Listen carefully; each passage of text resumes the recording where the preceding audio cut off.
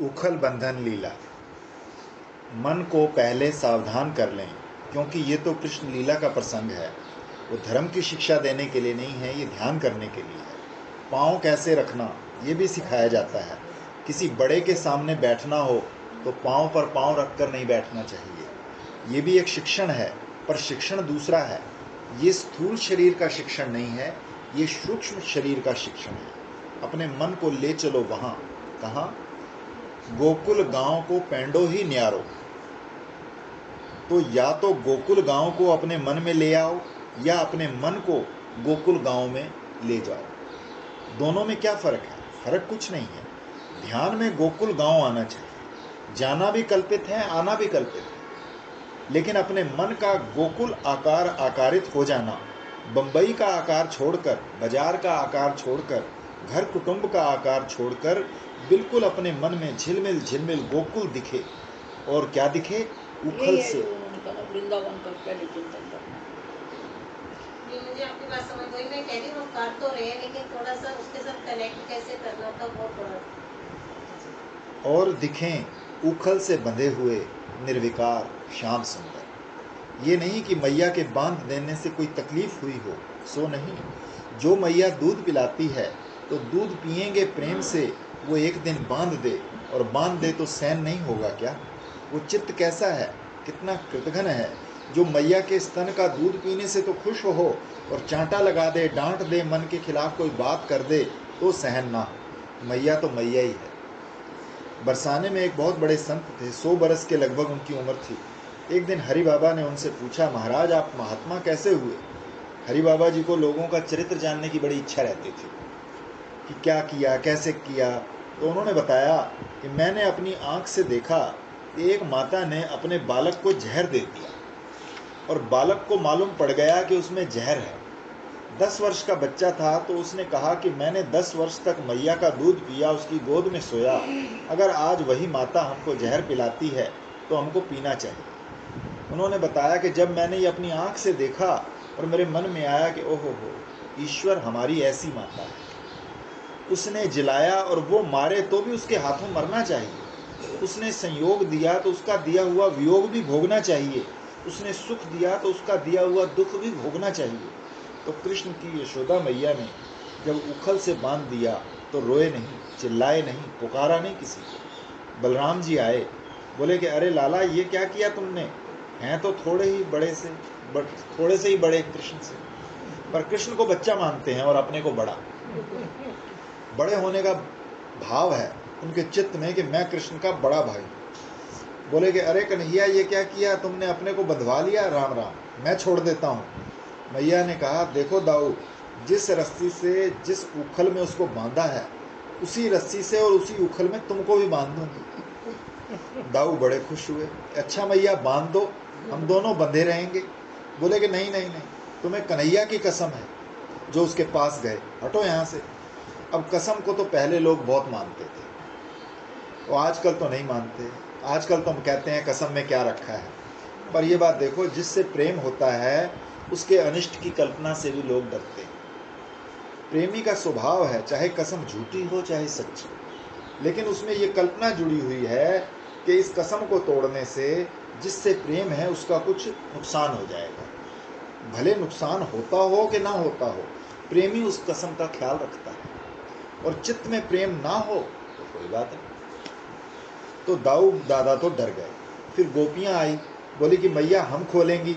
मैया ने पहले तो 4 बातें सुनाई उन्हें कि तुम लोग रोज रोज तो झुंड की झुंड आती हो उलाना देने कि हमारा ये किया, हमारा वो किया।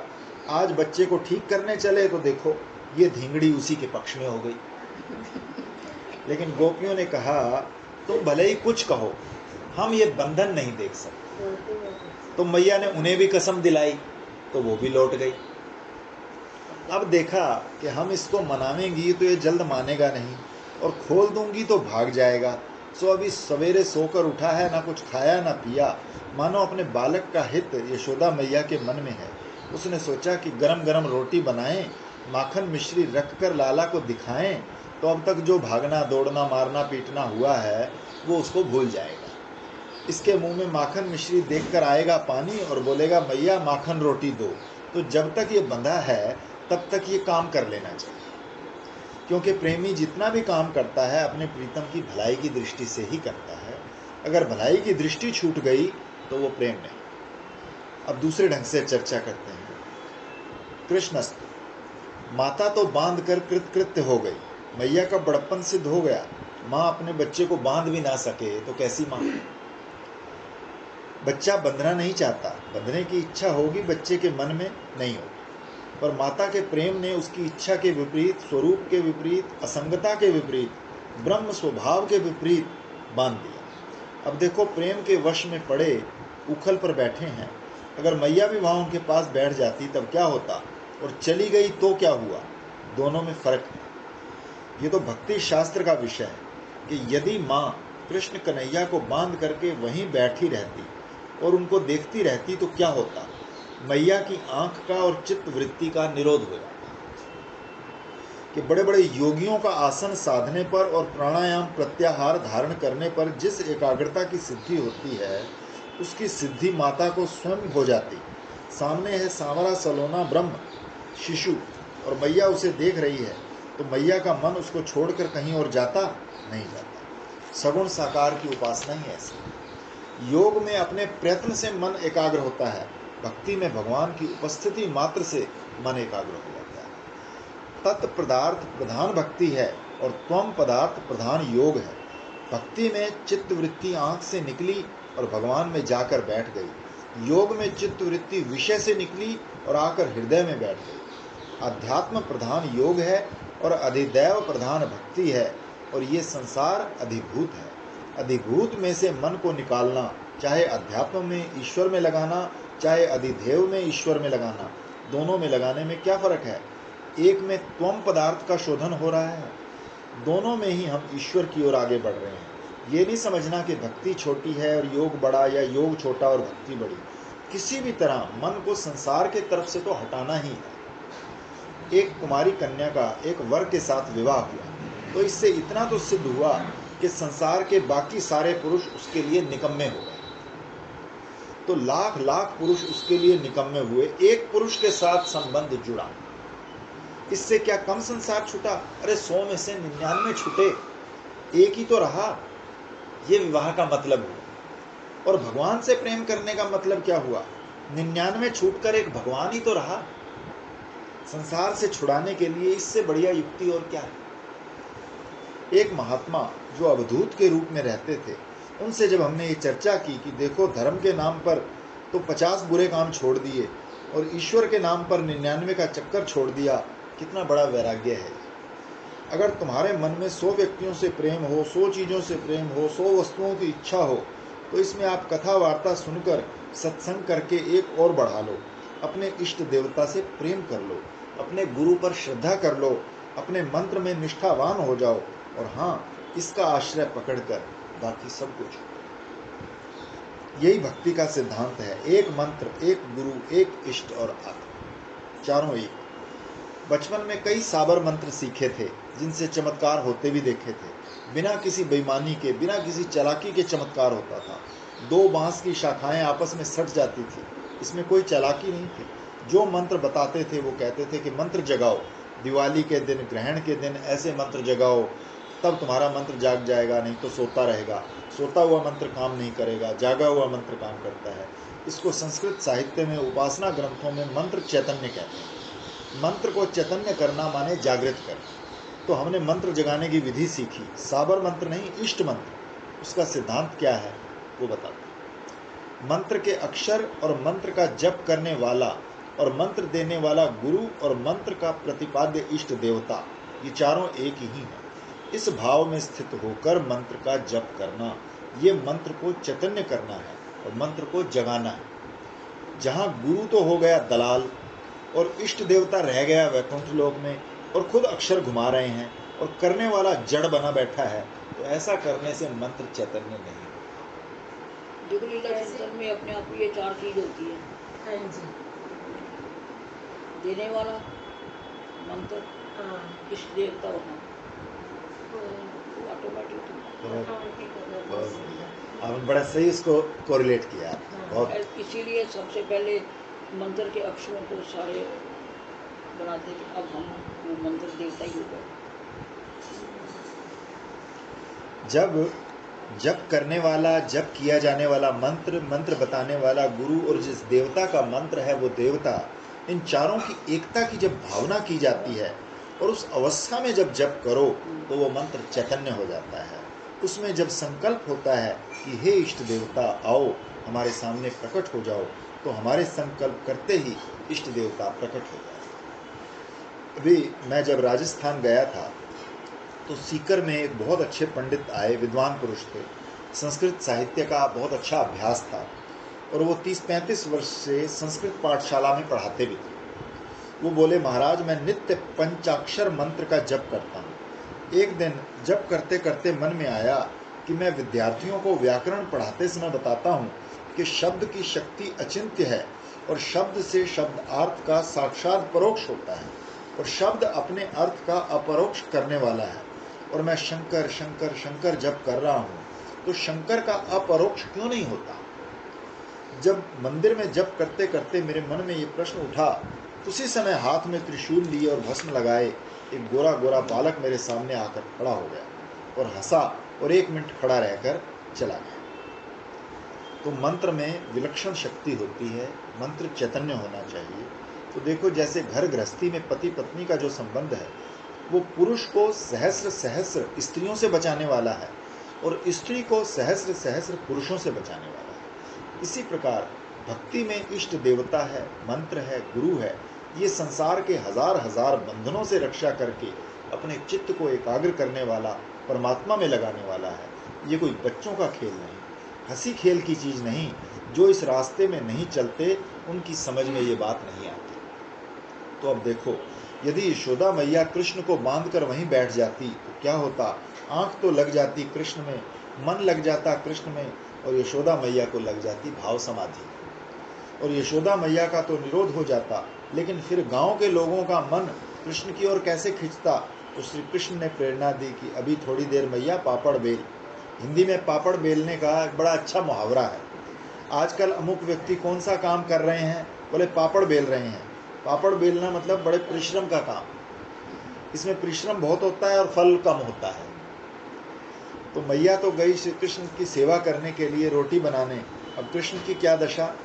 श्रीधर स्वामी कहते हैं, देखो भगवान भले भक्तों के हाथ बंध जाएं, लेकिन बंधे हुए भी भगवान दूसरों के मोचक होते हैं, बंद कर भी छुड़ाते हैं। जैसे गांधी जी जब जेल में जाते थे, क्यों जेल जाते थे, देश स्वतंत्र हो, तो उनका जेल में जाना भी, स्वतंत्र होना भी देश के लिए स्वतंत्रता का हेतु था। तो बड़े लोग जब बंधते हैं तो स्वयं तो बंध जाते हैं लेकिन दूसरों को मुक्त करते हैं। कभी बड़े को तकलीफ उठानी पड़े तो थोड़ी तकलीफ तो बड़े लोग उठा लेते हैं, लेकिन उससे दूसरे बहुत लोगों की बड़ी तकलीफें छूट जाती हैं। तो स्वयं श्री कृष्ण बंध गए और दूसरों की तकलीफ उन्होंने छुड़ा दी। अब ये शिक्षण की बात हो गई। व्यवहार का व्याकरण शास्त्र है कि अपने को तकलीफ देकर भी दूसरों का भला करना, दूसरे का हित करना। अगर ये व्यवहार तुमको नहीं आता, केवल अपने ही अपने को देखते हो, दूसरे की इज्जत बचाकर खुद को बेइज्जत हो जाना, इसमें बेइज्जत होना भी इज्जत से बढ़कर है। दूसरों को खिलाकर खुद भूखे रह जाना। बचपन में ये शिक्षा हमको एक व्यक्ति ने दी थी। हमारे गांव के पास एक गांव पड़ता था, रास्ते में वहीं से होकर जाते थे, क्षत्रिय लोग थे। जॉर्ज पंचम ने उनसे हाथ मिलाया था, सो इस बात का उनको बहुत अभिमान था। तो रास्ते से कोई आदमी जा रहा था तो बोले कि आओ आओ। हम लोग जाते तो वो उठकर खड़े हो जाते थे। वैसे किसी भी राही को देखकर बुला लेते और घर में कहते कि इसको हलवा बनाकर खिलाओ। बैठे बैठे हुक्म देते थे। पैसा नहीं था उनके पास, थाली लोटा कटोरी घर से निकाल कर बनिया के घर में गिरवी रखी जाती और फिर दूसरे को खिलाया जाता। तो एक दिन रात को मेहमान आ गए तो चारपाई तोड़कर उसकी लकड़ी जलाई गई, किवाड़ी तोड़कर लकड़ी जलाई गई और उस पर भोजन पकाकर कराया गया। तो एक दिन हमको कुछ खिला रहे थे तो मैंने कहा, देखो ये खाना खिलाना तो संसार का बड़ा आनंद है। बोले नहीं नहीं बाबा जी, ये बात नहीं है। खाना खिलाना ये दोनों जीवन का सत्य नहीं है। दूसरे को खिलाकर भूखे रह जाना ये सत्य है। और ये मैंने सीखा है, मैंने यही सीखा, स्वयं भले भूखे रहो पर दूसरे को खिलाओ। और ये उनकी जिंदगी में मैंने स्पष्ट देखा। तो स्वयं बंद कर दूसरे को मुक्त करना, ये श्री कृष्ण का बड़प्पन है। श्री जीव गोस्वामी कहते हैं, देखो यशोदा मैया के लिए तो केवल बालक है, गोपियों के लिए तो केवल बालक है, लेकिन अनंत ज्ञान के निधान है श्री कृष्ण को।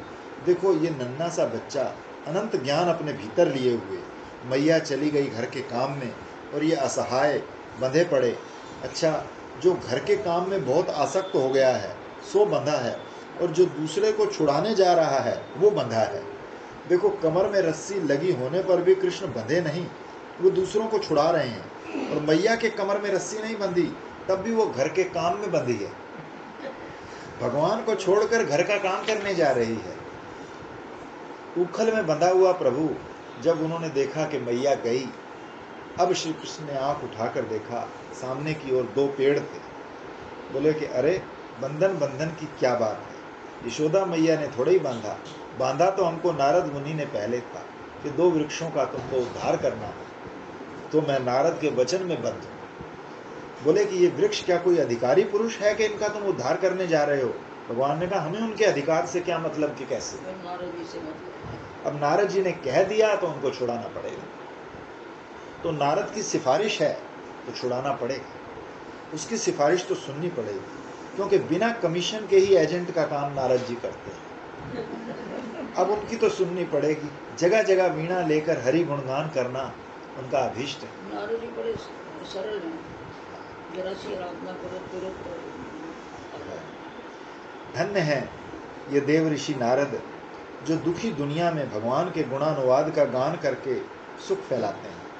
भगवान की प्राप्ति का यही रहस्य है कि भक्त अपराध करके कोई भगवान की प्राप्ति नहीं कर सकता, और भगवान का भक्त यदि प्रसन्न हो जाए तो हाथ पकड़कर भगवान को ले आए और कहे कि लो हम तुमको भगवान देते हैं।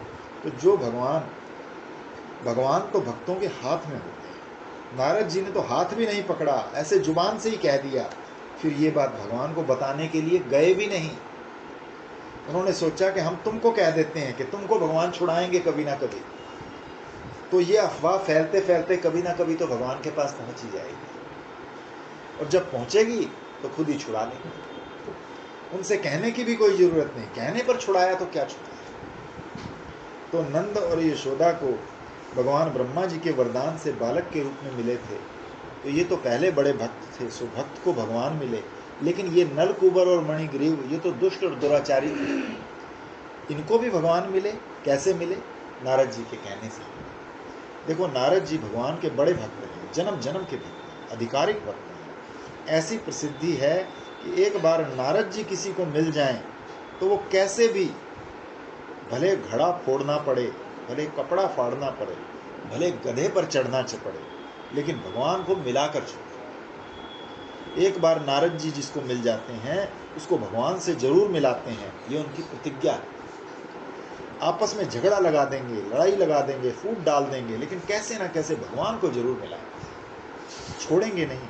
ये महात्मा लोग भी बड़े पक्के होते हैं। जैसे भगवान जिसका गला पकड़ लेते हैं उसको नहीं छोड़ते। आपने देखा होगा भगवान ने तृणाव्रत का गला पकड़ लिया, जब वो लेकर ऊपर उड़ा तो दोनों हाथ से उसके गले में लिपट गए। बोले मैं तो बालक हूँ, हमको अच्छे बुरे की पहचान नहीं, जो हमें गोद में लेता है हम तो उसका गला पकड़ लेते हैं। बच्चों का स्वभाव, और हमको पकड़ना तो आता है, छोड़ना नहीं आता।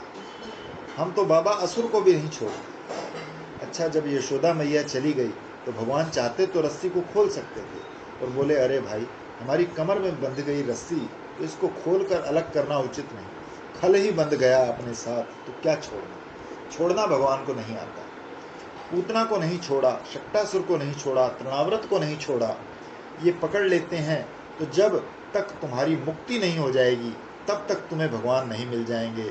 तब तक पकड़कर महात्मा छोड़ेगा कैसे? तो भगवान नहीं छोड़ते हैं, महात्मा भी नहीं छोड़ते।